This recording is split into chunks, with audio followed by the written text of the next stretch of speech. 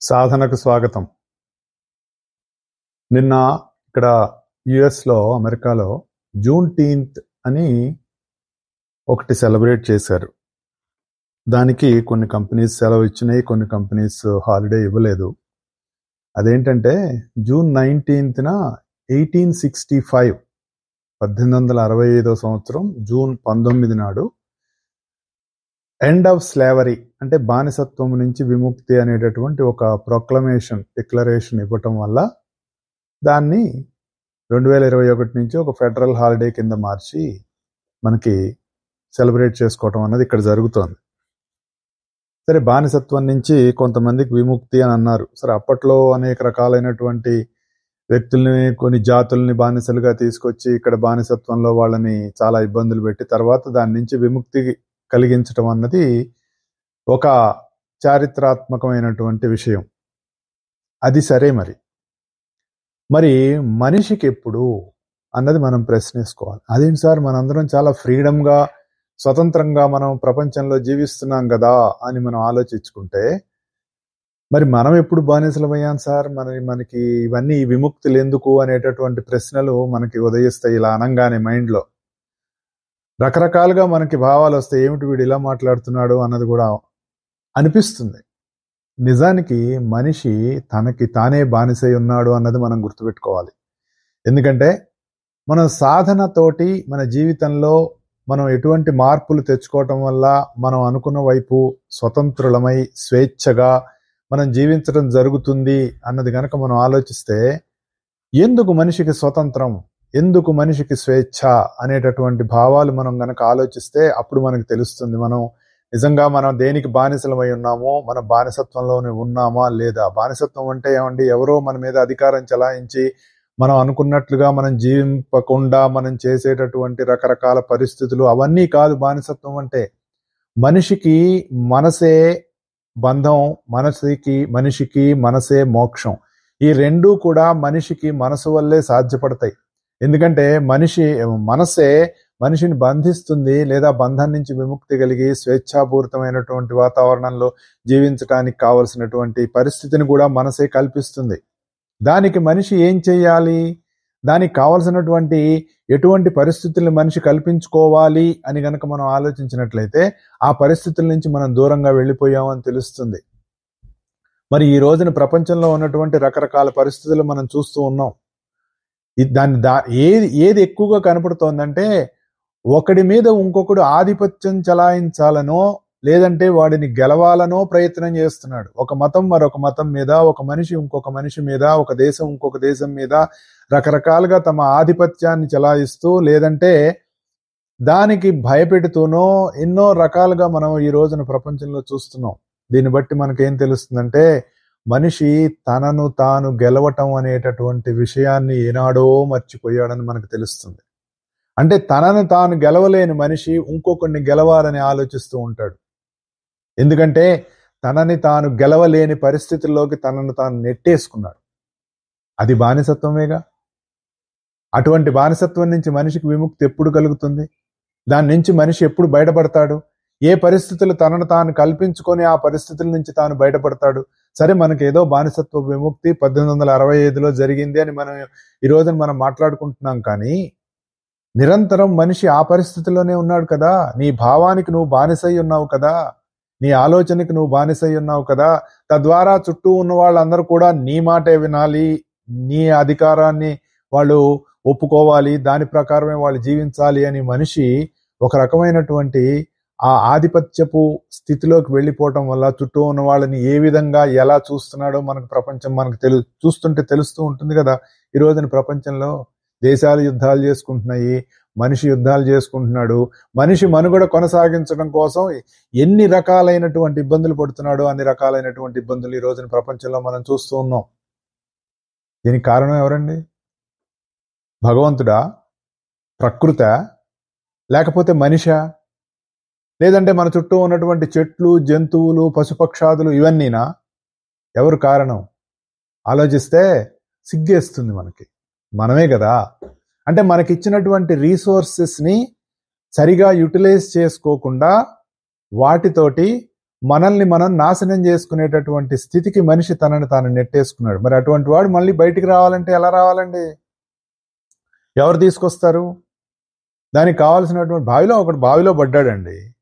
ఒకడు బావిలో పడ్డప్పుడు బావిలో పడ్డవాడు పైకి రావాలంటే ఇంకొకడు కూడా అందులోకి దూకితే వాడు ఇద్దరు కలిసి పైకి వస్తారా? ఆలోచించాలి మనం. అందుకని ఏం చేస్తారు? పైనుంచి ఒకడు లోపల ఉన్న వాడికి ఒక తాడు వేస్తాడు. వాడు ఆ తాడు పట్టుకొని పైకి రావాలి, లేదా వాడు పైన లాగుతాడు. వాడు లాగలేని పరిస్థితుల్లో ఉంటే వీడే మెల్లిగా ఆ తాడు పట్టుకొని పైకి రావాల్సినటువంటి పరిస్థితి ఆ బావిలో పడ్డవాడికి ఎలా అయితే ఉందో, ప్రస్తుతం ఈ సమాజంలో మనం ఉన్న పరిస్థితి నుంచి బయటపడాలి అంటే ఆల్రెడీ మనకి అందించినటువంటి అనేక రకాలైనటువంటి సాధనాలు మనకిచ్చారు. అవి పట్టుకొని మనం దాంట్లోంచి బయటికి రావాలి. అదే మనకిచ్చినటువంటి వాంగ్మయం. ఆ వాంగ్మయంలో మనిషి తనని తాను ఎలా గెలవచ్చో చెప్పారు. పక్కవాడిని గెలవటం కాదు గొప్ప, నిన్ను నువ్వు గెలవటం గొప్ప అని చెప్పారు. మనం వాడి జీవితంలోకి వేలు పెడదాం, వీళ్ళ జీవితంలోకి వేలు పెడదాం, అందులో వాడేం చెప్పాడు వీడేం చెప్పాడు వాడి జీవితం పాడు చేద్దాం, లేదంటే ఇంకొకటి వాడు ఆలోచన విధానాన్ని మనం నాశనం చేద్దాం. ఇలా ఆలోచిస్తున్నారే కానీ తనని తాను గెలవటానికి ఏ మనిషి ప్రయత్నం చేయటం లేదు. మనకి బైబిల్లో చెప్పినా, ఖురాన్లో చెప్పినా, భగవద్గీతలో చెప్పినా ఇవన్నీ కూడా అందులో ఉన్నటువంటి సూక్ష్మమైనటువంటి అంశాలను గనక మనం పరిశీలిస్తే అవన్నీ కూడా మనిషి తనని తాను గెలవటం కోసం ఇచ్చినటువంటి విషయాలే కానీ ఇంకొకరిని గెలవటం కోసం ఇచ్చినటువంటివి కాదు. ఏ మనిషికి ఆ మనిషి తనని తాను గెలవటం గనక ప్రారంభం చేస్తే ప్రపంచంలో శాంతే ఉంటుంది. దానికోసం కష్టపడక్కర్లా. మనం సంతోషంగా ఉండటం కోసం నిరంతరం కష్టపడుతున్నాం. ఎంత కష్టపడుతున్నాం అంటే సంతోషంగా మనం ఉండాలి కదా, అందుకోసమే కదా మనం కష్టపడుతున్నాం అనేటటువంటి విషయాన్ని కూడా మర్చిపోయేంతగా కష్టపడుతూ, ఎందుకురా అంటే సుఖంగా ఉండాలి అని అంటున్నాడు. మరి ఉందారా నీకు సుఖం అని అడిగితే నీళ్లు నవిలేటటువంటి పరిస్థితుల్లోకి వచ్చేసాం. మనం ఏం చేయాలో తెలియదు. అందుకు మనకిచ్చినటువంటి ఆ సాధనాలను మనం వాడుకోవాలి. ఏ మతంలో ఉన్నవాడికైనా ఆ మతంలో చెప్పినటువంటి విషయాలలో ఉన్నటువంటి సూక్ష్మతత్వాన్ని గనక అర్థం చేసుకుంటే నువ్వు అందులోంచి బయటపడటానికి కావాల్సినటువంటి మార్గం దొరుకుతుంది. లేకుండా మనం ఏం చేస్తామంటే మనం వెళుతున్న మార్గమే రైట్, ఇది ఒక్కటే కరెక్ట్ అనే భావం కంటే ఏకం సత్ విప్రా బహుదా వదంతి అని వేదం చెప్పింది. ఎందుకు? ఒకే తత్వాన్ని అనేక రకాలుగా మనకి చెప్పారు. ఒకే ఆకలి తీరటానికి ఎన్నో రకాలైనటువంటి పదార్థాలను మనం వండుకొని కొత్త కొత్త రకాలైనటువంటి అవే పదార్థాలుగా ప్రపంచంలో ఇన్ని రకాల వెజిటబుల్స్ ఉన్నాయి. ఇన్ని రకాల వెజిటబుల్స్తో చేసుకునేటటువంటి రకరకాలైనటువంటి పదార్థాలు, కూరలు, కర్రీలు ఎన్నో రకాలు మనం చేసుకుంటున్నాం. అవన్నీ ఎందుకు? ఆకలి అనేటటువంటి ఒకే ఒకటి. అది పశువుకైనా, పక్షికైనా, మనిషికైనా, వృక్షానికైనా, ఎవరికైనా ఆ ఆకలి అనేటటువంటిది ఒకటే. దానిని తీర్చడం కోసం ఏ విధంగా అయితే మనం అనేక రకాలైన పదార్థాలను మనం చేసుకుంటూ ఆ ఆకలిని మనం ఎలా అయితే తీరుస్తున్నామో, అలాగే ఉన్న ఒకే ఒక తత్వాన్ని అర్థం చేసుకోవడానికి రకరకాలైనటువంటి మార్గాలు ఇచ్చారు. ఆ మార్గంలో మనం ఆ తత్వం కోసం మనం ప్రయాణం చేయాలి. ఒక కొండ ఎక్కుతున్నారండి, నలుగురు నాలుగు వైపులకు వెళ్ళారు. నలుగురు నాలుగు వైపులకు వెళ్ళారు అని మనం అనుకోవటం కంటే ఒక వృత్తంగా ఉన్నటువంటి కొండ ఎక్కడానికి 360 డిగ్రీలు అంటే 360 మార్గాలు ఉన్నాయి to reach the pinnacle, top of the hill. 360 మార్గాల్లో నువ్వు ఏ మార్గం నుంచి ప్రయాణం చేసినా నువ్వు అనుకున్నది ఆ శిఖరాగ్రం చేరటమే అనేటటువంటి తత్వంలో నువ్వు ఉన్నట్లయితే అప్పుడు నువ్వు వెళుతున్నటువంటి మార్గంలో పక్కవాడు మార్గం కూడా వాడు కూడా అందుకే కదా వెళ్తున్నాడు అనేటటువంటి బుద్ధి మనకు పుడుతుంది. లేకపోతే వాడిని వీడిని కెలికి ఎంతసేపు మనం కూడా అక్కడే పడుకుంటున్నాం. మనం చెప్పుకున్నాం కదా, తిరుపతి వెళ్ళాలని మొదటి మెట్టు ఎక్కి అక్కడే పడుకొని నిద్రపోయాం. కనీసం ఆ నిద్రలో కలొస్తే ఏదో పైకి వెళ్ళి స్వామి దర్శనం అయినట్టుగానో ఏదో కలొస్తే పోనీ ఏదో అనుకోవచ్చు. కల కూడా రావట్లా. వీడు ఆ మెట్టు మీద పడుకొని నిద్రపోతున్నాడు అడ్డంగా, ఇంకొకటి ఎక్కనీయకుండా. చాలా మంది మనకి ఇలాగే కనపడుతూ ఉంటారు. తప్పు లేదు. వాళ్ళకి ఎవరైనా ఒకవేళ మనకి అవగాహన కలిగితే వాళ్ళకు కూడా అవగాహన కలిగించవలసినటువంటి బాధ్యత తోటి మనిషిగా అందరి మీద ఉంది. దానిలో భాగంగానే మనం భగవద్గీత గురించి ఎందుకు చెప్పుకుంటున్నాం? ఇది ఒక తాడు. ఇది ఎట్లాంటిదంటే ఇది మతానికి సంబంధించింది కాదు. ఆ బావిలో పడ్డవాడు ఏ మతస్థుడైనా, ఏ వర్ణస్థుడైనా, ఏ కులస్థుడైనా, ఏ జాతి వాడైనా, స్త్రీ అయినా పురుషుడైనా, స్త్రీ నపుంసక మూర్తియును గాక, స్త్రీ పురుష నపుంసక మూర్తియును గాక అంటుంది గజేంద్ర మోక్షణంలో. అది ఎవరైనా కావచ్చు, మనిషి అయితే చాలు. ఏమండి మరి జంతువు నువ్వు పట్టుకు లాగాలి, అసలు దానికి అక్కర్లేదండి. అది చాలా జాగ్రత్తగా ఉంటుంది. మనిషి కంటే జంతువులే చాలా జాగ్రత్తగా ఉంటాయి. ఆలోచించండి. పాపం బై మిస్టేక్ పడతాయి అవి, కాదని నేను అంటలా. కానీ అవి బయటికి రావడానికి ఎగరటమో జంప్ చేయటం ఉంటుంది. మనిషి అలా చేయడు, ఎవడో హెల్ప్ చేస్తాడని అరుస్తూ ఉంటాడు కదా. ఆ ఎవడో హెల్ప్ చేస్తాడని అరుస్తూ ఉండటమే మనకు అందించినటువంటి తాడే ఈ ఒకానొక భగవద్గీత. ఇందులో జాతి వర్ణ కుల మత భేదాలు ఎక్కడా లేవు. It is a straight thing. అందులో మనం చెప్పుకుంటూ వచ్చాం, నేను అనేటటువంటి అత్యున్నతమైనటువంటి ఆ మహేశ్వరత్వం ఎలా ఉన్నది అనేటటువంటి దాన్ని మనం చెప్పుకున్నాం. మనం అందరికంటే ముందు నేనే అన్నాడు విభూతి యోగంలో. ఎలా ఉంటాడు? ఎలాగైతే దానికి కూడా మనం వంకాయ కూర వండుకోవడానికి ముందే వంకాయలు ఉన్నాయిగా, కూర వండిన తర్వాత వంకాయ లేదుగా. ఈ కూర వెళ్ళి వంకాయ మావా ఎట్లున్నావు మావా నాకంటే ముందు నుంచే అని అడిగింది అనుకోండి, సరే నేను ఉండబట్టే నేను వచ్చావు అంటాడు. అంతే కదా, మనకి చిన్నప్పుడు చెప్తారు కదా అనేక కథలు, మనకి పంచతంత్ర కథల్లో వీటిలో రకరకాలుగా ఒకే నీతి తత్వాన్ని ఎన్నో రకాలుగా మనకు అందించారు. అదృష్టమో దురదృష్టమో నాకైతే తెలియదు, కానీ మనం మర్చిపోయి కొత్త వాటి కోసమే వెతుకుతున్నాం. కానీ పాత వాటిని, ఇప్పుడు ఆవకాయ కారం ఉందండి, ఏదో ఆంధ్రలో మరి ఆవకాయ అంటే నోట్లో నీళ్లు ఊరుతాయి. మరి అలాగే మరి గోంగూర పచ్చడి అంటే కూడా మరి ఒకటి ఆంధ్ర మాత ఒకటి ఆంధ్ర పిత అనుకుంటాం కదా. ఎన్నో వందల సంవత్సరాల నుంచో ఎప్పటి నుంచో అది మొదలైన దగ్గర నుంచి ఈ రోజు కూడా ఆవకాయ కారం అలాగే పెట్టుకుంటాంగా. కొత్త పద్ధతులు వచ్చినాయని కాకపోతే రకరకాలుగా మనం మార్చుకుంటూ ఉన్నాం. ఇంగ్రీడియంట్స్ అన్ని అవేగా, మారట్లేదుగా. మారితే ఎలా ఉంటుంది? మనం ఎవరూ తినలేం. ఇది ఏమిటో సార్ కొత్తగా ఉంది, అంత బాగాలేదండి మనకి అని అనుకుంటాం. తెలిసిందే కదా. అలాగే ఇవన్నీ పాత పద్ధతులండి. పాత పద్ధతులు కాదు, కానీ ఎప్పటికప్పుడు మనిషికి కొత్తదనాన్ని ఇస్తూ ముందుకు తీసుకువెళ్తూ ఉంటాయి. అది మనం గుర్తుపెట్టుకోవాలి. భగవద్గీత పాతదే కదండి, ఎప్పుడో 5,000 ఏళ్ల క్రితం చెప్పాడు. ఇప్పుడు ఎట్లా దాన్ని ఎట్లా మనం కొరిలేట్ చేసుకుంటాం అంటే చదివితే అందులో ఇవ్వబడినటువంటి భావాన్ని నీకు అన్వయించుకుంటే, అందులో చెప్పినటువంటి ఆ సింథసిస్ సమన్వయాన్ని కనుక మనం గమనించగలిగితే అప్పుడు భగవద్గీత నిత్యము సత్యమై ఎలా ఉంటుందో మనకు తెలుస్తుంది. In every minute of your life it is truthful. మనం ఏదో చదివేశాం కాదు. గుర్తుపెట్టుకోండి, చదివితే పుణ్యం రాదు. మళ్ళీ చాలాసార్లు చెప్పాను, మళ్ళీ చెప్తున్నా, చదివితే పుణ్యం రాదు. చదవండి, అవగాహన చేసుకోండి, ఆకలింపు చేసుకోండి, జీవితంలోనికి ఆచరణలోకి తెచ్చుకోవాలి.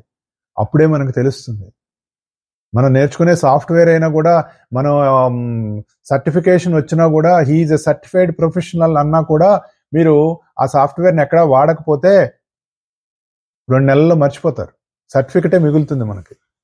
భగవద్గీత కంటతా పట్టామనే సర్టిఫికెట్ మనకి ఇంట్లో మనం బోర్డు తీసి పెట్టుకున్నా, ఆ చెప్పినటువంటి విషయాన్ని మన జీవితంలోకి ఎప్పుడైతే మనం ఆచరణలోకి తెచ్చుకోమో, మన గోడ మీద సర్టిఫికెట్ అంక చూసినప్పుడు ఏడిసేవలే అని ఎక్కిరిస్తుంది మనల్ని.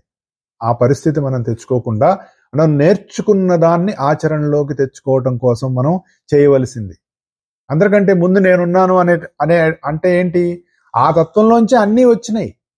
అందులోంచి అన్నీ వచ్చినప్పుడు అది మనకు తెలిసినప్పుడు మనకు తెలుస్తుంది. ఎలా వచ్చింది? నాకు పుట్టుకే లేదురా, నేను ఉన్నాను అంతే, నేను ఉన్నాను, అక్కడి నుంచే మొత్తం వచ్చింది అని తెలియాలంటే మన రాజవిద్య రాజగుహ్య యోగంలో చెప్పినటువంటి అత్యంత సూక్ష్మమైనటువంటి ధ్యానాలు మనం చేసుకోవటాన్నే రాజయోగ సాధన, అంతర్యామి సాధన అని చెప్తారు. అది చేసిన వాళ్ళకి తెలుస్తుంది అంటారు. కాబట్టే ఈ సృష్టిని నేనే కల్పన చేశాను, నా మనసులో వచ్చింది. ఇప్పుడు మనం నిద్ర లేచాం, నిద్రపోయినప్పుడు ఎక్కడున్నాం? మనం నిద్రలో ఎక్కడున్నాం? నిద్రలో మనం ఉన్నామని మనకు తెలిస్తే మనం నిద్రపోనట్టు. మనం నిద్రపోయి లేచిన తర్వాతే కదా మన సృష్టి అంతా మొదలవుతుంది. అంతకుముందు మీరు నిన్నటి రోజున మర్చిపోయారనుకోండి ఎవ్రీథింగ్, ఏ రోజుకి ఆ రోజు ఫ్రెష్ అండి అన్నారనుకోండి, వామ్మో మళ్ళీ ఇప్పుడు మనం కిండర్ గార్డెన్లో చేరాలా సార్ అంటే ఎవ్రీడే కిండర్ గార్డెన్లో చేరాలా అన్నట్టు ఉంటుంది. మరి ఏ జన్మకి ఆ జన్మ కిండర్ గార్డెన్లో చేరి నేర్చుకుంటున్నాగా. 70 ఏళ్ళో 80 ఏళ్ళో 90 ఏళ్ళో బతికి శరీరం వదిలేసి మళ్ళీ పుట్టినప్పుడు మళ్ళీ Kinder garden sir last year నేను ఎంఏ పాస్ అయ్యాను సార్, అందులో నాకు 3 సర్టిఫికెట్లు ఉన్నాయని చెప్తే ఒప్పుకుంటారా? ఒప్పుకోరు కదా. అదేవిధంగా మనం పుట్టినప్పుడు మన సృష్టి ఎలా మొదలవుతుందో అప్పటికే మరి ఉన్న సృష్టి ఉంటుంది కదా. నువ్వు పుట్టిన తర్వాత నీ సృష్టి ఉంది, మరి నీకంటే పుట్టిన నీ తండ్రి, మరి నీ తండ్రి తండ్రి, ఆయన తండ్రి, ఇలాంటి వాళ్ళందరూ కూడా జీవించే ఉన్నారు కదా. అలా అందరికంటే ముందు నుంచి నేనున్నాను, నా తర్వాతే వీళ్ళు దేవతలు మహర్షులు అందరూ నా సంకల్పంగా దిగొచ్చారు. ఆ విధంగా మనం చేయవలసినటువంటి ఒక ధ్యానాన్ని ఇక్కడ భగవంతుడు మనకు అందిస్తున్నాడు. నువ్వు కూడా అదేరా, నువ్వు కూడా నాలో ఒక భాగమే, అది అన్నిటికంటే ముందుంది, దానికి మొదలు చివర ఏమీ లేదు, అది ఉంటుంది అంతే. అన్ని లోకాల కంటే ముందుంటుంది, అందరికంటే ముందుంటుంది. అది మనం ధ్యానం చేయాలి. మనం చేయవలసినటువంటి ధ్యానాల్లో ఇదొక ధ్యానం. అంటే ఎప్పుడైతే మామూలుగా మనం అహంకారం అని చెప్పుకుంటూ ఉంటాం, అహంకారం అంటే మన తెలుగు భాషలో పొగరు అంటారు. పొగరు కాదు, నేనున్నాననే భావం. ఎలా ఉన్నావు నువ్వు, అది మనం ఆలోచించం. ఉన్నాను సార్ గట్టిగా 10 సార్లు అడిగితే కోపం వస్తుంది. ఎట్లా ఉన్నావురా నువ్వు అంటే, ఉన్నాను కదా, కనపడుతున్నాను కదా అంటాడు. అంతేగాని ఎలా ఉన్నాడో చెప్పలేడు, ఎవరూ చెప్పలేరు. అంటే నీ హృదయంలో ఏమనుంది, నేనున్నాననే భావన ఉంది, దాన్ని అహంకార భావన అంటారు. మనం అది అలా ఆలోచించుకుంటూ ఉన్నంత కాలం మనం వేరుగానే ఉంటాం. అలా కాకుండా ఆ భావాన్ని అంతర్యామిగా, ఈ శరీరం మొదలైన వాటికి అదే మొదలు, అదే తుది, అదే మధ్య అనేటటువంటి ఒక భావంతో మనం గనక ధ్యానం చేస్తే ఈ అహంకార భావన అంతర్యామి భావన కింద మారుతుంది. ఇది బాగా గుర్తుపెట్టుకోవాలి మనం. ధ్యానంలో నేను వేరుగా ఉన్నాను, నా పేరు సుబ్బారావు, మరి నేను పురుషుడిని, నాకు ఇంత ఆస్తుంది, నేను ఉద్యోగం చేస్తున్నాను, పోనీ నేను retired collectors, retired collector, retired SP, retired ఇలా పెట్టుకుంటారు కదా, ఎంఆర్ఓ, రిటైర్డ్ ఎంఆర్ఓ. ఏమిటి, అయిపోయింది కదా, నీ ఉద్యోగం అయిపోయింది, ఇప్పుడు నీకు పవర్స్ లేవు, కనీసం పిలిస్తే పలికేవాడు ఉండడు, ఆఫీసుకు పోతే ఆ కూర్చోవా అంటాడు. సార్ నేను రిటైర్డ్ ఎంఆర్ఓ అంటే, అయినా సరే అప్పటి వరకు అంతకు ముందు రోజు అతనే MRO, he is now retired. మనం కానీ మనకున్నటువంటి వాటిని పట్టుకొని ఏళ్లాడుతూ ఉంటాం అన్నమాట. మనతో ఒక శ్రోత జాయిన్ అయ్యారు. నమస్తే అండి. హలో హలో, నమస్తే. నమస్కారం అండి, బాగున్నానండి, మీరు బాగున్నారా? బాగున్నాం, చెప్పండి. ఓకే, అయితే ముందుగా మీకు అంతర్జాతీయ యోగా దినోత్సవ శుభాకాంక్షలు అండి. కాకపోతే యాడ్ చెప్పడానికి కాదు, నేను ఒక పాయింట్ యాడ్ చేద్దాం. నేను చదువుకునేటప్పుడు నేను కామర్స్ అన్నమాట, సిఈసి ఇంటర్మీడియట్. అప్పుడు అకౌంట్స్ అంటే డెటారు, క్రెడిటారు ఇవి అర్థం చేయించడానికి మాకు ఆ లెక్కలో ఉన్న పర్సన్ ని నేను అనుకోమనేవాళ్ళు అనమాట. అంటే మనమే అప్పుడు ఎవరు డెటారో ఎవరు క్రెడిటారో ఈజీగా అర్థం అవుతుందని, అంటే మనమే ఆ లెక్కలు చూస్తున్నట్టు. అది గుర్తొచ్చింది నేను అని చెప్తుంటే, ఎప్పుడో చెప్పాలనుకున్నా, బాగుంది అన్నమాట. అంటే ఒకటి అర్థం చేసుకోవడానికి మీరు ఆ నేను కరెక్ట్ గా పట్టుకోండి అంటున్నారు కదా, అందుకనే నేను మా లెక్కలు కూడా, అంటే ఏ సబ్జెక్ట్ అయినా అర్థం చేసుకోవాలంటే అందులోకి వెళ్ళాలి, డీపర్ సెన్స్ లోకి అని జస్ట్ ఆ పాయింట్. మామూలుగా ఈ ఆల్జీబ్రా ఇలాంటి మ్యాథమెటిక్స్ లో కూడా ఎక్స్ అనుకును అని చెప్తారు కదా. అవును సార్. ఎక్స్ తోటి మొదలు పెట్టి చివరికి ఆన్సర్ వచ్చేటట్టు ఎలా చేస్తారో, మనం కూడా నేను అని మనం అనుకునే నేనుతో మొదలుపెట్టి అంతర్యామి నేనుతోటి మనం ముగియాలి, అప్పుడు మనకు ఆన్సర్ వస్తుంది. అవునండి, అది బాగుంది, వింటున్నాను సార్. సాధన తప్పకుండా బాగుంది. జయ గారు మంచి విషయం గుర్తు చేశారు. ఇంటర్నేషనల్ యోగా డే రేపు జూన్ 21. జూన్ 21 అంటే విషువత్ పుణ్య దినాల్లో ఒక ముఖ్యమైనటువంటి దినం ఆ రోజు. ఎందుకంటే లాంగెస్ట్ డే. సంవత్సరంలో 4 ముఖ్యమైనటువంటి పాయింట్స్ ఉంటాయి. 2 రాత్రి పగలు ఈక్వల్గా ఉంటాయి, ఒకటేమో పగలు ఎక్కువగా ఉంటాయి, ఇంకొకటి రాత్రి ఎక్కువగా ఉంటుంది. రేపటి రోజు మనకి పగలు ఎక్కువగా ఉండేటటువంటిది. దాన్ని yoga day, international yoga day కింద నరేంద్ర మోడీ గారు వచ్చిన తర్వాత ఆ పర్టికులర్ డేని ఇంటర్నేషనల్ యోగా డేగా మార్చారు. అది ఒక అద్భుతమైనటువంటి విషయం. ఎందుకంటే యోగం అనేటటువంటిది, మనం చేసేటటువంటి ఈ యోగాసనాలు అనేటటువంటిది శరీరాన్ని ఆరోగ్యంగా ఉంచుకోవటం కోసం, తద్వారా ఆరోగ్యమైనటువంటి మనస్సు, ఆ ఆరోగ్యవంతమైనటువంటి మనస్సు నుంచి వచ్చేటటువంటి ఆరోగ్యవంతమైనటువంటి భావాలు, తద్వారా ఆరోగ్యవంతమైనటువంటి నీ ఆచరణ అంతా ఆరోగ్యమే. అందుకనే మన వాళ్ళు ఏం చెప్పారు, ఆరోగ్యమే మహాభాగ్యం అనేటటువంటిది మనకు ఒక సూక్తి ఉంది. అటువంటి ఆరోగ్యం మనకి రావాలి అంటే మన దేహం, మనస్సు, ఇంద్రియాలు అన్నీ కూడా ఆరోగ్యంగా ఉండాలి. ఆరోగ్యంగా ఉండాలంటే ముందు శరీరం బాగుండాలి. అందుకని ఈ ఇంటర్నేషనల్ యోగా డేని శారీరకంగా ఆసనములు వేస్తూ, ఆ ఆసనముల ఆధారంగా ప్రాణాయామం చేస్తూ, ఆ ప్రాణాయామం ఆధారంగా మనం మరికొంత యోగంలోకి ముందుకు వెళ్ళటం అనేటటువంటిది మనకి ఈ ఇంటర్నేషనల్ యోగా డే ఆధారంగా మనం ముందుకు వెళ్ళొచ్చు. ఇవాళ 21 నుంచి మళ్ళీ వచ్చే 21కి సంవత్సరం. ఈ సంవత్సర కాలంలో ఈ యోగా డే అనగానే మనం ఆ రోజునే యోగా చేసేసి ఫేస్బుక్ లోను, ట్విట్టర్ లోను, లేదంటే ఇంకొక చోట ఫోటోలు పెట్టేసి మేమందరం కూడా ఇంటర్నేషనల్ యోగా డే రోజున యోగా చేశాము, మేమంతా యోగులం అయిపోయాం అనే భావన కంటే ఈ 21 నుంచి వచ్చే 21 వరకు ప్రతిరోజు నేను ఏదో ఒక సందర్భంలో ఉదయమో సాయంత్రమో కొంత సమయాన్ని కేటాయించుకొని యోగాసనాలు వేస్తూ, తద్వారా కొంత ప్రాణాయామం చేస్తూ, తద్వారా కొంత ధ్యానం చేస్తూ, తద్వారా నేను అనుకున్నటువంటి సమన్వయ స్థితిని నేను కొంచెం ముందుకు వెళ్ళటానికి నా ప్రయత్నం నేను చేస్తాను అనేటటువంటి భావంతో గనక మనం చేస్తే అప్పుడు మనకి ఇంటర్నేషనల్ యోగా డే అనేటటువంటిది మనకి సార్థకత చేకూరుతుంది. మనతో మరొక శ్రోత జాయిన్ అయ్యారు. నమస్తే అండి. నమస్కారం సార్, గురుగారు బాగున్నారండి? నమస్తే అండి, బాగున్నాం. మీ పేరు? నా పేరు వానపల్లి కృష్ణమోహన్, విశాఖపట్నం నుంచి మాట్లాడుతున్నానండి. నమస్తే అండి, చెప్పండి. మీ మీ మీ ఈ వ్యాఖ్యలు ఇప్పుడు మీరు మాట్లాడుతున్నవన్నీ చాలా ఇన్ఫర్మేటివ్ గాను, ఇన్డెప్త్. మనకి భగవద్గీత ఒక 10 సార్లు 25 సార్లు చూస్తే గానీ మనకి అర్థం అనేది కూడా మీరు ఎంతో విశ్లేషణాత్మకంగా, ఇన్ఫర్మేటివ్ గా, చాలా ఎగ్జాస్టివ్ గా చెప్తున్నారు. తర్వాత ఒకటండి, నేను మీరు చెప్తున్నవన్నీ ఫాలో అవుతున్నానండి. కాకపోతే ఈ రోజు నేను మెలకువగా ఉన్నాను. మామూలుగా వస్తే మాకు ఇది కొద్దిగా హార్డ్ టైం కాబట్టి ఇవన్నీ యూట్యూబ్ లో ఫాలో అవుతున్నానండి. అయితే ఒక్కొక్క ఇది మీరు చెప్తున్నది ఒక రోజుది, అంటే ఫ్రైడేది నేను ఒక్కసారి వింటే సరిపోదండి, కనీసం 3 సార్లు వింటే గానీ అది అంత మన హృదయంలోకి చొచ్చుకుపోయి మనకి విశ్లేషణాత్మకంగా మనం జీర్ణించుకోగలుగుతూ జరుగుతున్నామండి. చాలా బాగుంటుందండి. మీవి యూట్యూబ్ లో పెడుతున్నారు గత 2 సంవత్సరాలు 3 సంవత్సరాలు పెట్టి, చాలా బాగుంటున్నాయి. మనకి ఆర్కైవ్లు కూడా ఉంటున్నాయి అనుకోండి. అంటే మీరు ఎప్పుడైతే యూట్యూబ్ లో పెట్టారో మాకు యాక్సెస్ ఉన్నది సార్. యాక్సెస్ గా మేము ఎప్పుడు కావాలంటే అప్పుడు మేము వినగలుగుతున్నాం, మేము స్టోర్ చేసుకోగలుగుతున్నాం. కావాలంటే మన పెన్ డ్రైవ్ లో కూడా స్టోర్ చేసుకొని రిపీటెడ్ గా వినడానికి యూట్యూబ్ లోని కూడా ఉంటున్నాయి accessibility. Thank you sir, so much sir.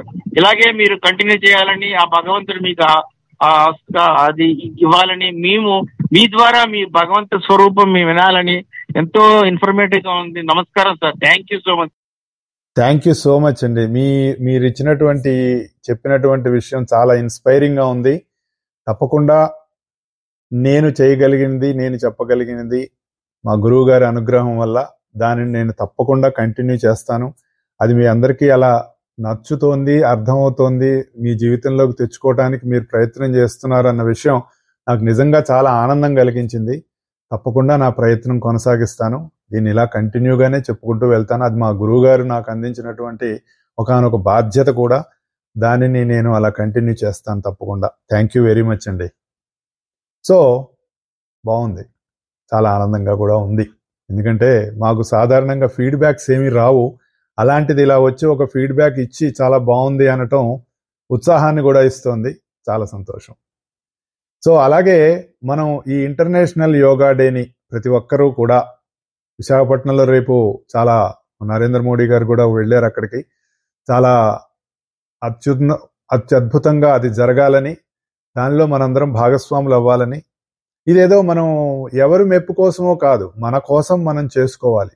మన జీవితంలో యోగా అనేటటువంటిది మామూలుగా శారీరకంగా కాకుండా అసలు నిజమైన యోగా అన్నది మానసికంగా జరగటం అనేటటువంటిదే నిజమైన యోగం. మనం ఈ నేను గురించి మనం మాట్లాడుకుంటున్నప్పుడు అహంకార భావం నుంచి అంతర్యామి భావంలోకి మనం ఎదగాలి. దానికి యోగం అనేటటువంటిది మనకు ఉపయోగపడుతుంది. ఆ యోగం మనకు ఉపయోగపడాలంటే మన మనస్సు ఆ స్థితికి వెళ్ళాలి అంటే మనలో ఉన్నటువంటి అంతర్యామికి మనలో మనం అనుకునేటటువంటి నేనుకి ఈ ఇద్దరి మధ్య ఒక సమన్వయం అనేటటువంటిది జరిగితే ఆ సమన్వయే నిజమైన యోగం. ఆ రెండిటి కలయికే నిజమైన యోగం. అంటే మనిషి అహంకార భావం నుంచి అంతర్యామి భావంలోకి ఎదగాలంటే వీటన్నిటికీ మూలమైనటువంటి నేను అనేటటువంటి తత్వం మనలోనూ ఉంది, అంతటా ఉంది, అదే అందరిలోనూ ఉంది అనే భావంతో మనం గనక మన సాధన కొనసాగిస్తూ ఉంటే అది నిజమైనటువంటి యోగం. ప్రతిరోజు యోగా డేనే మనకి. Not only June 21 yoga day.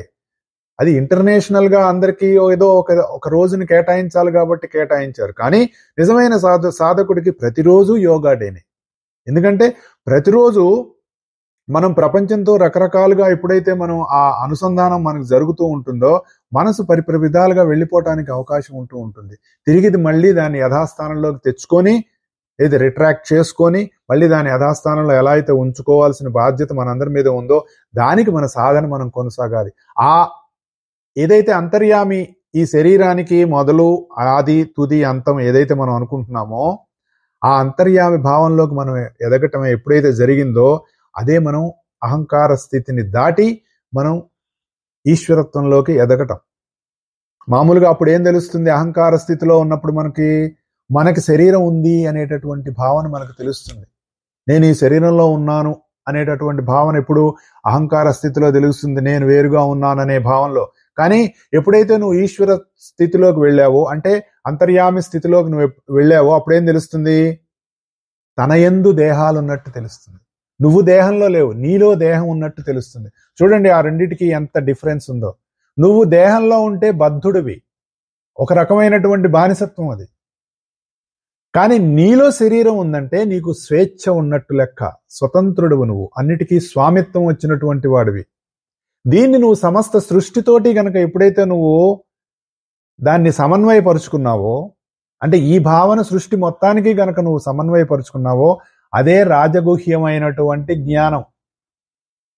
రాజవిద్య రాజగుహ్యం అంటే అంతర్యామిగా ఉన్నటువంటి నేనుకు సంబంధించినటువంటి జ్ఞానాన్ని సమస్త సృష్టికి ఎప్పుడైతే నువ్వు అన్వయం చేసావో అది రాజవిద్య రాజగుహ్య యోగం. అప్పుడు నేను అనేటటువంటి మాట అందరి జీవులలో ఉన్నటువంటి ఈశ్వరుడికి సంబంధించినటువంటిది. అదే నా మహేశ్వరత్వము అని చెప్తాడు. యోమామజ మనాదిం చ వేత్తి లోకమహేశ్వరం అసమ్మూఢ సమర్త్యేషు సర్వపాపై ప్రముచ్యతే అని చెప్తున్నాడు విభూతి యోగంలో. ఎవరైతే నన్ను జన్మించని వానిగను ఆది లేని మొదడు లేదు, నాకు స్టార్టింగ్ పాయింట్ లేదు. అందుకే భగవంతుని చెప్తారు కదా, శివుడికి పాపం తల్లిదండ్రి లేరమ్మా అని మనకి చెప్పినటువంటి అనేక కథల్లో పురాణాల్లో చెప్తూ ఉంటారు. అంటే ఏంటి? పుట్టుక లేదు, తల్లిదండ్రులు లేరంటే దాని అర్థం ఏంటి?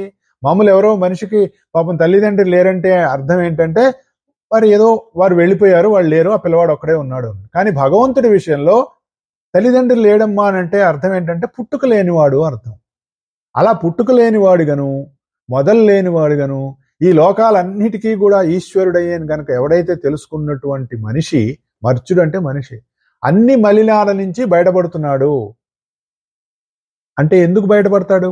Very simple. తనకి తాను ఉండడు ప్రపంచంతో ఆ బంధంతో, ఈశ్వరుడితో ఈశ్వరుడుగా ఉంటాడు కాబట్టి తనకి ప్రత్యేకంగా ఈ ప్రపంచంతో ఒక సంబంధం ఉండదు. ఈ సమస్తంలో ఉన్న ఈశ్వరుడుగా తాను ఉంటాడు. అదే భూతమహేశ్వరత్వం, అదే లోకమహేశ్వరత్వం. ఇది మనకు అర్థం కావాలి అంటే మనం చేసేటటువంటి ధ్యానంలో ఒక్కొక్క మెట్టు పైకి వెళుతూ ఉండాలి. నేను అనుకునేటటువంటి నేను భావం నుంచి అంతర్యామి భావంలోకి మనం ఎదగాలి. ఈశ్వరుడు అంటే స్వామి, అది గుర్తుపెట్టుకోవాలి. ఈశ్వరుడు అంటే వేరే ఏం లేదండి, స్వామిత్వం. మన మీద మనకి స్వామిత్వం వచ్చిందంటే అంటే మనల్ని మనం గెలుస్తున్నాం. అంటే మన మనస్సు మనల్ని ఏం చేసింది? మనం చెప్పినట్టు వింటోంది, అది చెప్పినట్టు మనం వింటల్లా. ఒక యజమాని ఉన్నాడు, ఇంట్లో పని చేసేవాడు ఒకడు ఉన్నాడు. యజమాని పని చేసేవాడు చెప్పినట్టు విన్నాడు అనుకోండి, ఎవరికి యజమాని? అప్పుడు చెప్పండి. నువ్వు అనుకునేటటువంటి పనివాడు నీకు యజమాని, ఎందుకంటే పనివాడు చెప్పినట్టు నువ్వు పనిచేస్తున్నావు. మనసు నీకు పనివాడు.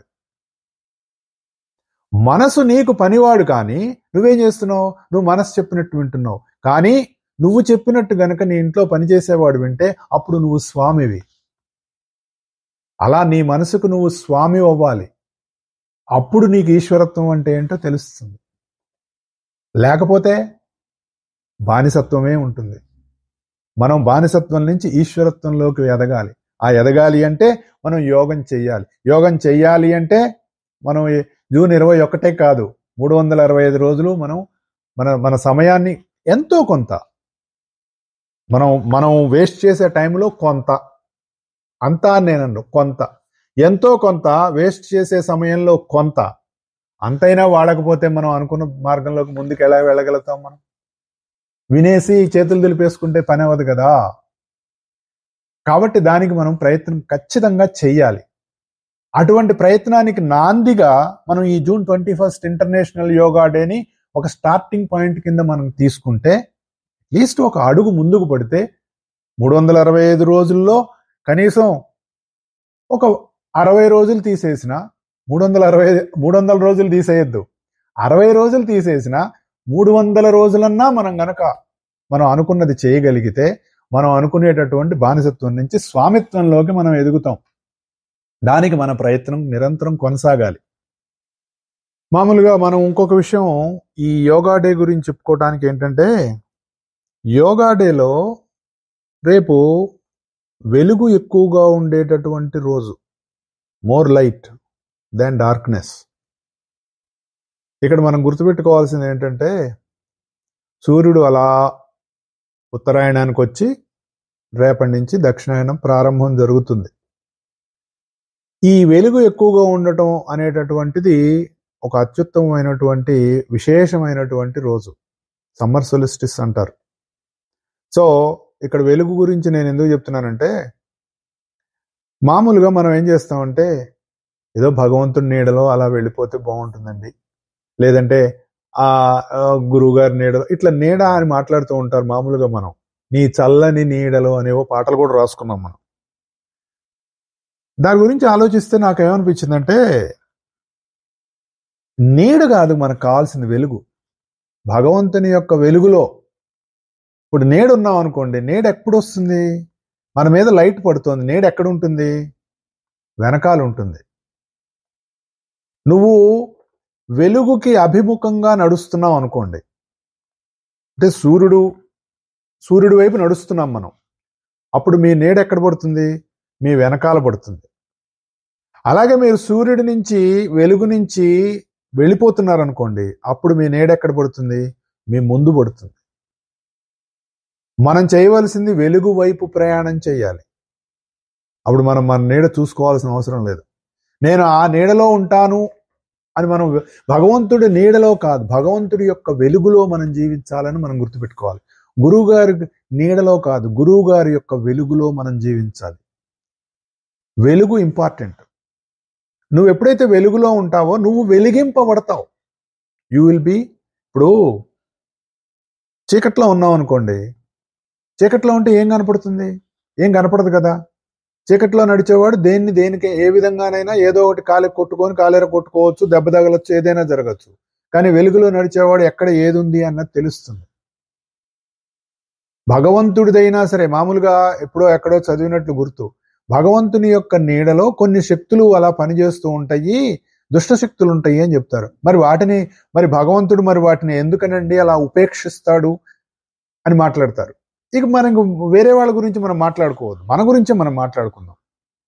ఎందుకంటే మతాల విషయం వచ్చేటప్పటికనే మనల్ని పక్క మతం వాళ్ళు విమర్శిస్తున్నారు, వాళ్ళు మన మతాలు మారుస్తున్నారు అని మనం మాట్లాడుకుంటాం. కానీ అసలు మనలో మనకి ఎంత సఖ్యత ఉంది అనేది కూడా మనం ఆలోచించుకోవాలి. సనాతన ధర్మం అనేటటువంటి దాన్ని మనం వదిలేసి హిందూ మతం అనేటటువంటి దాన్ని ఎప్పుడు పట్టుకున్నామో అప్పుడే మనం జారిపోయినట్టు. సనాతనమైనటువంటి ధర్మం మంది ధర్మం అండి. మామూలుగా భారతదేశం కర్మభూమి అని రాస్తారు. దయచేసి కర్మభూమి అని రాయొద్దండి, ధర్మభూమి అని రాసుకోవాలి. భారతదేశం ధర్మభూమి, ప్రపంచానికి ధర్మాన్ని అందించినటువంటిది భారతదేశం అని గుర్తుపెట్టుకోవాలి మనం. ధర్మాన్ని బోధించింది భారతదేశం. ధర్మంగా ఎలా జీవిస్తే నువ్వు ఎలా ఆనందంగా, సంతోషంగా, శాంతితోటి జీవిస్తావో, స్వేచ్ఛగా జీవిస్తావో అని మనిషికి స్వేచ్ఛాయుతమైనటువంటి జీవితాన్ని అందించింది భారతదేశం. అది ఒకప్పుడు దానిని బ్రహ్మవర్తం అనేటటువంటి వాళ్ళు, మనం పురాణాల్లో గనక చదువుకుంటుంది బ్రహ్మవర్తం అనేవాళ్ళు, ఆర్యవర్తం అనేవాళ్ళు. దానికి అప్పుడు అలా ఉండేది. సరే, భారతదేశం అంటే వెలుగుతో కూడినటువంటి, అంటే వెలుగు, ఆ వెలుగు యందు ప్రీతి ఉన్నటువంటి వాళ్ళు నివసించినటువంటి భూమి కాబట్టి దాన్ని భారతదేశం అన్నారు. భగవంతుడు అంటే వెలుగు, గమనంగా కలవాడు. అంటే వెలుగు, అంటే గమనం, అంటే వెలుగుగా గమనించేటటువంటి చలనం కలిగినడు, అంటే వెలుగుగా సర్వత్రా వ్యాపించి ఉన్నటువంటి తత్వం ఏదైతే ఉందో అది భగవంతుడు. భగవంతుడు అంటే మనిషి కాదు, తత్వం, ప్రిన్సిపల్, అది అంతటా ఉంటుంది. అదే నీలో కూడా ఉంది. అదే మనకు భగవద్గీత చెప్తుంది. సో కాబట్టి వెలుగులోకి నేను ఉంటాను, భగవంతుని వెలుగులో నేను ఉంటాను, గురువు గారి వెలుగులో నేను ఉంటాను, నీ వెలుగులో నేను జీవిస్తాను అనేటటువంటిది ఉత్తమమైనటువంటి భావన. నీ నీడలో నేను ఉంటాను. నీడ అని ఎవరు ఆలోచించకండి. పరమేశ్వరుడి యొక్క వెలుగులో, ఈశ్వరుని యొక్క వెలుగులో, ఆ వెలుగులో ఉండటం వల్ల నువ్వు వెలిగించబడతావు. ఎలా వెలిగించబడతావు? మామూలుగా మనం ఒక దీపాన్ని ఎలా వెలిగించుకుంటాం? ఎందుకు దీపం వెలిగిస్తాము? భగవంతుడి ముందు దీపం ఎందుకు వెలిగిస్తాము? స్వామి, ఈ జ్యోతి నేను ఇక్కడ వెలిగిస్తున్న దానికి ఒక సింబాలిజం. అటువంటి వెలుగు నా హృదయంలో నువ్వు వెలిగించు. నువ్వు ఉన్నావు, నువ్వు వెలుగుతూనే ఉన్నావు. నిన్ను నేను చూడట్లా, గమనించట్లా. నిన్ను గమనించలేని దృష్టి, గుడ్డి దృష్టితో నేను ఉన్నాను. కాబట్టి ఆ దీపం వెలిగించి నా కళ్ళు నువ్వు తెరిస్తే నా కళ్ళు ఆటోమేటిక్గా తెరుచుకుంటాయి అనేటటువంటి భావన మనకు కలగటం కోసం అక్కడ మనం దీపం వెలిగిస్తాం. అప్పుడు తెలుస్తుంది లోకమహేశ్వరత్వం ఏంటో. అంటే నువ్వు అహంకార భావం నుంచి అంతర్యామి భావంలోకి వెళ్తావు. వెళ్ళినప్పుడు బానిసత్వం నుంచి ఈశ్వరత్వంలోకి నువ్వు ఎప్పుడైతే ఎదుగుతావో అప్పుడు నీకు స్వామిత్వం వస్తుంది. అప్పుడు మహేశ్వరత్వం అంటే ఏంటో తెలుస్తుంది. మహేశ్వరుడు అంటే తెలియాలి కదా. మహేశ్వరుడు అంటే ఆ శివుడా అండి? మెళ్ళలో పాములు ఉంటాయా అండి? పైన గంగ ఉంటుందా అండి? పైన గంగ ఉండటం అంటే ఏంటండి? గంగ అంటే ప్రవాహం. భగీరథుడు గంగని ఆకాశం నుంచి భూమికి దింపాడు అనేటిది మనం చదువుకుంటాం. రామాయణంలో చాలా అద్భుతమైనటువంటి ఘట్టం అది. అలా పైనుంచి దిగి వచ్చింది. ఎక్కడికి వచ్చింది? శివుని జటాజూటంలోకి వచ్చింది. శివుడు ఏం చేశాడు? దాన్ని, ఆ వచ్చినటువంటి గంగను జటాజూటంలో బంధించేశాడు. బంధించేస్తే ఆయనే అన్నాడు, బాగుంది ఇది, నేను ఇక్కడ వీళ్ళందరినీ శాప విమోచనం చేయటం కోసం నేను తీసుకొస్తే నువ్వేంటి అలా బంధించేసావు జటాజూటంలో? ఇలా బంధించేస్తే మరి నాకెక్కడ కుదురుతుంది? అందులోంచి కొంత వదిలాడు ఆయన బయటికి. మిగిలిన గంగమ్మ అంతా ఎక్కడా ఉందండి? ఆయన జటాజూటంలోనే ఉంది కదా. దీని నుంచి మనం ఏం అర్థం చేసుకోవాలి? ఒక చిన్న సింబాలిజం, అది కరెక్టే. దీని నుంచి మనం ఏం అర్థం చేసుకోవాలి అంటే, ప్రపంచంలో జరుగుతున్నటువంటి అనేక విషయాల ఆధారంగా, నువ్వు ప్రపంచంతో ఏర్పరచుకున్నటువంటి సంబంధం ఆధారంగా నీ మనసులోకి కొన్ని లక్షల వేల కోట్ల ఆలోచనలు అలా బొంబార్డ్మెంట్ జరుగుతూ ఉంటాయి. ఏది ఇప్పుడు 2 దేశాలు కనుక మిసైల్స్ వేసుకుంటున్నాయి చూడండి, అట్లా ఒక ప్రవాహంలాగా ఆలోచనలు నీ మనసులోకి వచ్చేస్తూ ఉంటాయి. మరి నువ్వేం చేయాలి? వాటిని అక్కడే బంధించి దేనిని అవసరమైతే దానినే ప్రపంచంలోకి వదలాలి. నీ మైండ్లో పుట్టిన ప్రతి ఆలోచనని ప్రపంచంలోకి వదలమని కాదు, ఇట్ ఈస్ ఎ సింబాలిజం అని నా భావన. నాకు ఒక భావన కలిగింది అలా. మహేశ్వరుడు అంటే అది ఆయన స్వామిత్వం. దేని మీద? తన ఆలోచన మీద తనకి స్వామిత్వం ఉన్నది. అలాంటి స్వామిత్వం నీకు వచ్చినప్పుడు నువ్వు ఎంతవరకు మాట్లాడాలి? మన మనసులో ఉన్న భావాన్ని ప్రపంచం మీదకి ఎలా వదులుతామండి? మామూలుగా మాట ద్వారానేగా. నీ మనసులో వచ్చిన భావాన్ని 10 మందికి ఎలా ఎక్స్ప్రెస్ చేస్తావు? ముఖ కవళికలతో కాదుగా, అవి వేరే.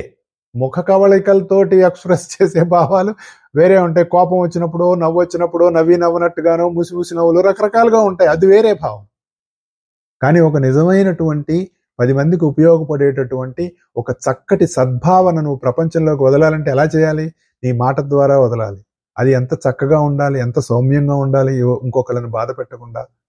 అప్పుడు నీకు ఈశ్వరత్వం, మహేశ్వరత్వం, నీ స్వామిత్వం నీకు ఉందా లేదా అన్నది తెలుస్తుంది. మనం అలా లేకుండా గనక ఉన్నాము అంటే మనం ఎలా ఉన్నాము? మనం దయచేసి మన గురించి మనం మాట్లాడుకోవద్దు. ఎవరికి వాళ్ళు కళ్ళు మూసుకొని కూర్చొని నేను ఎలా ఉన్నాననే భావంతో చేసుకుంటే అప్పుడు మనకు అర్థం అవుతుంది. లేకపోతే వాడు వీడు వేలెత్తి చూపినట్టు అవుతుంది. కోపం వస్తుంది మనకి, నా గురించి ఎలా చెప్తావా అని. అందుకని మన గురించి మనమే ఆలోచన చేసుకోవాల్సినటువంటి అవసరం ఉంది. సో మహేశ్వరుడు అంటే దాని గురించి మనం తెలుసుకోవాలి కదా. మహత్తుకు ఈశ్వరుడు. మహత్ అంటే, సార్ ఏంటో సార్ మీరు ఇలా మహేశ్వరుడు అనగానే ఎక్కడెక్కడో తిప్పేస్తున్నారు. మేము ఇన్నాళ్ళు మహేశ్వరుడు అంటే ఏదో శివుడేమో, మహేశ్వర, ఈశా, మహేష అని పాటలు కూడా ఉన్నాయి, ఇలా అనుకుంటున్నాము. అవన్నీ సరే, మనకు వివరణ తెలియాలి కదా. వివరణ తెలియకపోతే మనకు ఎలా తెలుస్తుంది? లోకమహేశ్వరుడు అన్నారండి అంటే లోకాలు ఎక్కడి నుంచి వచ్చినాయి? మహత్తులోంచి వచ్చినాయి. మహత్ ఎక్కడి నుంచి వచ్చింది?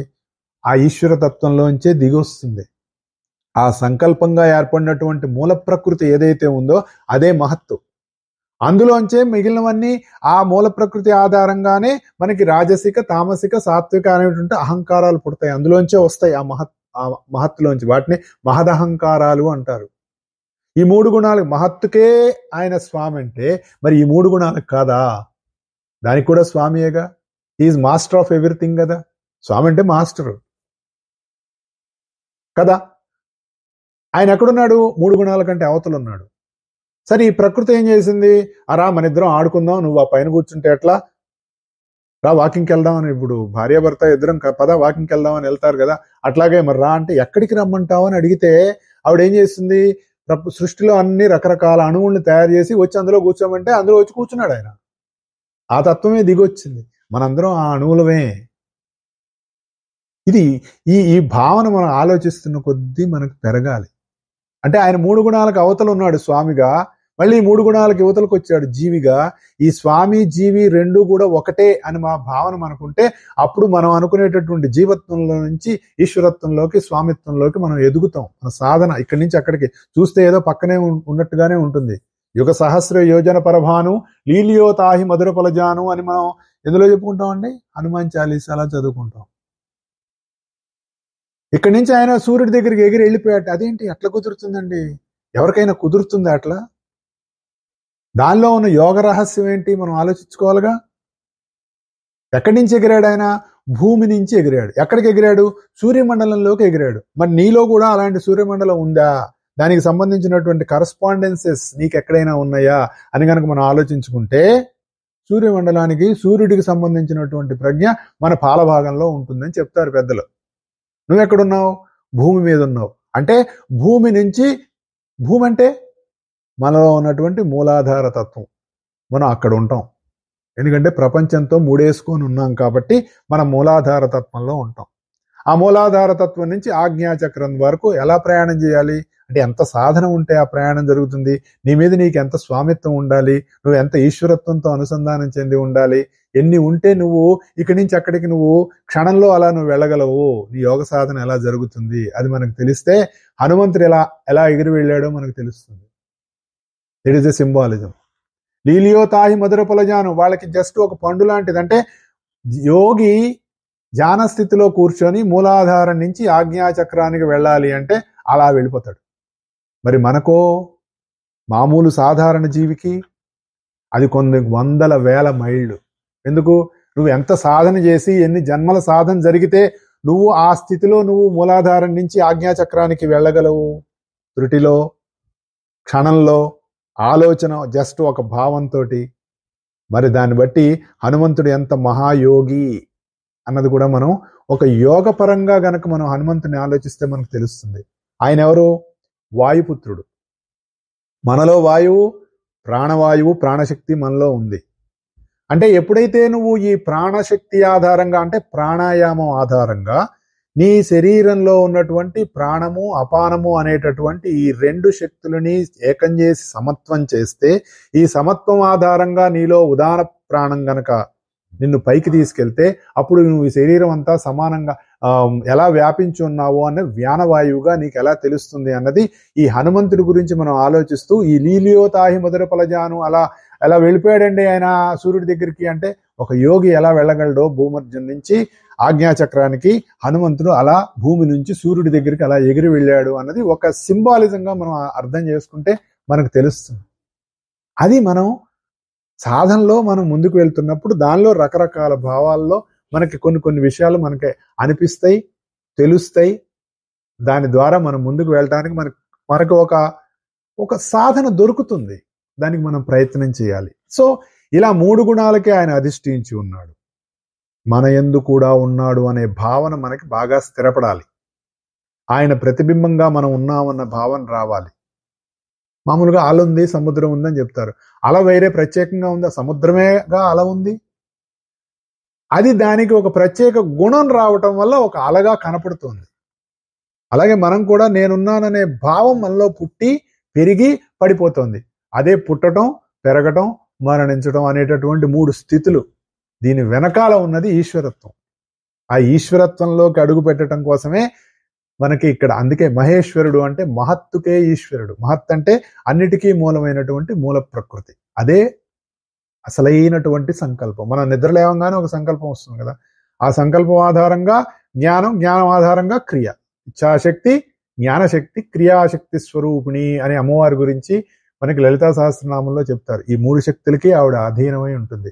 ఆవిడ ఆ మూలతత్వం నుంచే ఈ 8 ప్రకృతులు ఏర్పడతాయి. అష్ట ప్రకృతులు అనేటటువంటిది మామూలుగా భూమిరాపో అనలో వాయు ఖమ్మనో బుద్ధిరేవచ అహంకార ఇతీయమ్మే బినా ప్రకృతి రష్టదా అనేటటువంటిది మనం చెప్పుకున్నాం. ఈ 8 ప్రకృతులకి మూలమైన మూల ప్రకృతికి ఆధారమైనటువంటి పరతత్వం, ఈశ్వరత్వం. ఇన్ని లేయర్స్ లో మనం ఎక్కడో ఇక్కడ ఉన్నాం. ఇది మనకు అవగాహన అయినప్పుడు ఏమవుతుంది, దాని గురించి మనం తెలుసుకున్నప్పుడు మనకు కావాల్సినటువంటి ఒక వికాసం మన మనసులో కలుగుతుంది. తద్వారా మనం అనుకున్నటువంటి సాధన మనకి ముందుకు సాగుతుంది. అలా మనం ముందుకు సాగవలసినటువంటి సాధన, మనం ఇప్పుడు ఎట్లాగో యోగా డే అనుకున్నాం కాబట్టి ఈ యోగా డే తోటి మనం దాన్ని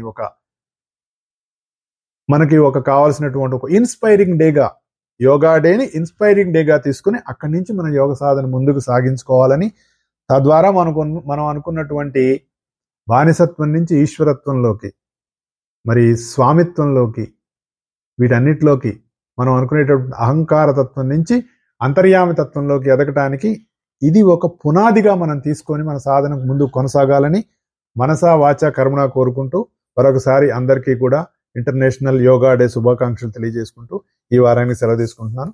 వచ్చే వారం కలుద్దాం. జై గురుదేవ్.